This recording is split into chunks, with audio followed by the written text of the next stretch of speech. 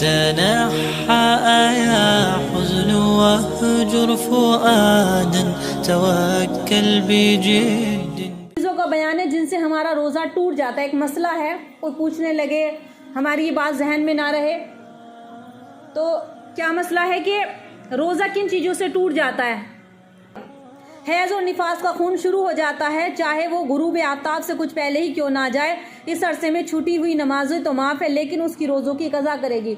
मसला क्या है कि ख़वातीन पीरियड से हैं और बाज़ निफास वाली औरतें हैं, तो अगर ऐसा है तो निफास वाली औरतें हैं, रमज़ान पूरा ऐसे ही गुजर गया तो वो बाद में उसकी कज़ा करेगी। देखो, नमाज़ें माफ़ होती हैं औरतों पर, लेकिन उनकी नमाज़ें माफ़ होती हैं हैज़ और निफास की हालत में, लेकिन रोज़ों की वो कज़ा करती हैं, क्योंकि नमाज तो हम रोज़ाना पढ़ते हैं दिन में 5 बार, लेकिन रमज़ान में रोज़े एक ही बार आते हैं साल में, तो वो अपने रोज़े की कज़ा करेगी। मिसाल के तौर पर कोई बच्ची है, मतलब कोई लड़की है, औरत है, ख़वातीन है, कोई लेडी है कि उसका पूरे दिन उसने रोज़ा रखा, लेकिन इफ्तारी से 1-2 मिनट पहले भी, ध्यान रखना मेरी बात, टाइम हमें पता है, उससे कुछ वक्त पहले ही पीरियड का खून दिखाई दे गया, पीरियड हो गया, तो उसके बाद वो हमारा रोज़ा क्या होगा, फिर वो उसकी कज़ा करेगी, लेकिन रोज़ा पूरा करेगी दोपहर में, शाम में, दिन, उस दिन कभी भी, क्योंकि अल्लाह की तरफ से हैं सारे अम्र, इसमें खुद इंसान का तो कोई इख्तियार नहीं है। तो मुस्तहब यही है कि रोज़ा पूरा करे और उसकी कज़ा करे बाद में।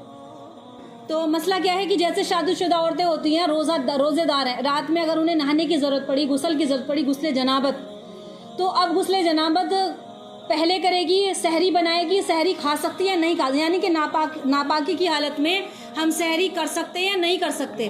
तो जनाबत की हालत में पहले तो सबसे बेहतर ये है कि गुस्ल करा जाए, गुस्ल किया जाए, गुस्ल करने के बाद ही वो किचन में खड़ी हो।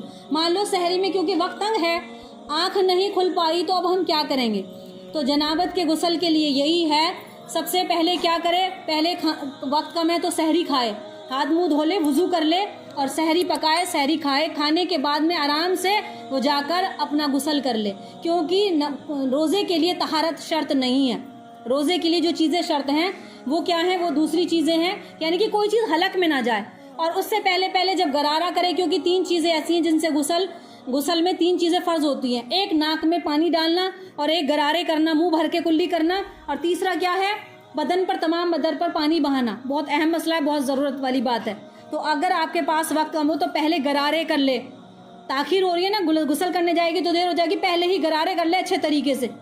अगर क्योंकि गुस्ल में अगर गरारे नहीं होंगे तो क्या होगा, तो गुस्ल नहीं होगा, नाक में पानी डालना भी ज़रूरी है। तो पहले कुल्ली और कर ले, गरारे कर ले, उसके बाद नहाने चली जाए, खाना वाना खा के। और अब उन बच्चियों का या औरतों का मसला है, जैसे कि अगर किसी की कोई हैज से थी और वो पीरियड थी, पाक हो गई, अब रमज़ान का महीना चल रहा है, सबके साथ आ रही है ये बात, तो अब वो क्या करेगी, तो वो मान लो सुबह की रात में पाक हो गई, जब भी पाक हो जाए, अगर किसी के ऊपर एक नमाज का वक्त गुजर जाए पाकी का, तो बेहतर है कि वो गुस्ल करे, हैज़ और निफास से पाक हो, और वो रोज़ा रखे और अपनी नमाज पढ़े। तो अगर किसी का मान लो पूरी रात वो पाक थी, अब सहरी आँख लेट से खुली, आज हमें नहाना था, और हमने क्या है, अब सहरी करें या नहाए, क्या करें, वक्त क्योंकि कम होता है, जल्दी करनी पड़ती है हर एक चीज़ में। तो लड़कियां हैं या जो पीरियड से जिनका खून बंद हुआ है, तो वो क्या करें, मैं बिल्कुल सीधे बता रही ताकि सबको अच्छे से मसला समझ में आ जाए। मसला बहुत अच्छे से समझ में आना चाहिए, क्योंकि तो वो क्या करे, अपना अच्छे तरीके से गुस्ल कर ले, सहरी खाने के बाद गुस्ल कर सकती है, और अपने ज़ेरे नाप जो भी बाल वगैरह साफ़ करने, उसमें रोज़े की कोई ममानियत नहीं है। अच्छे तरीके से वो गुस्ल कर ले, पहले सहरी खा ले, फिर गुस्ल कर ले, उसका रोज़ा हो जाएगा। यहाँ तक कि बेहतर यह है कि नमाज उसकी कज़ा ना हो। अगर एक बार को आँख लेट खुली तो बेहतर है कि उसके बाद भी वो अपना गुस्ल कर सकती है। रोज़े में इन चीज़ों की ममानियत नहीं है। जानबूझकर कुछ भी खा पी लिया, याद था हमें रोज़ा था, रोज़ा नहीं होगा, टूट जाएगा, क्योंकि रोज़े के दौरान कुछ खाना पीना तो रोज़े का रुकन अजीम है। खाना पीना ही क्या है, खाने पीने से रुकना ही इसका एक रुकन है, एक अजीम रुकन है, खाने पीने से रुकना और जिमा से रुकना। फिर जमहूर उलमा के नज़दीक फिर इसकी कज़ा करेगा, बाद में इसकी कज़ा करेगा। रोज़ों में जिमा कर लेना यानी कि मियाँ बीवी का मिलना, इससे भी रोज़ा टूट जाएगा। इस पर बिल-इत्तफ़ाक़ कज़ा, और मर्द पर कफ़ारा भी वाजिब होगा, वो कफ़ारा भी देगा, यानी उसकी जगह एक रोज़ा रखे या उसकी जगह फिर रोज़ा रखे 2 महीने के, या गुलाम आज़ाद कराए, या फिर 60 रोज़े मुसलसल 60 मिस्कीन को खाना खिलाए। ये रोज़े का कफ़ारा है। कफ़ारा क्या है?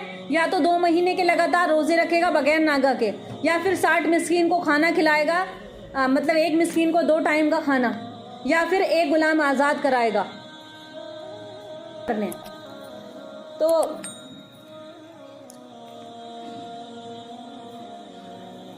क्या बताया मैंने भी कि रोज़े की हालत में जैसे उल्टी आती हैं, अगर हमारी उल्टी जानबूझकर खुद ही आ गई अपने आप, हमने नहीं की, तो रोज़ा हमारा नहीं टूटेगा। अगर रोज़े में हमारा जी मचला रहा है, अगर हम कोशिश कर रहे हैं कि उल्टी आ जाए, हमारा जी सही हो जाएगा, हमारा माइंड सही हो जाएगा, तो वो चीज़ गलत है। फिर अगर हमने खुद जोर लगाई, उल्टी कर दी, तो फिर हमारा रोज़ा टूट जाएगा। खुद अपने आप जानिब से खुद ही आती है तो रोज़ा नहीं टूटेगा।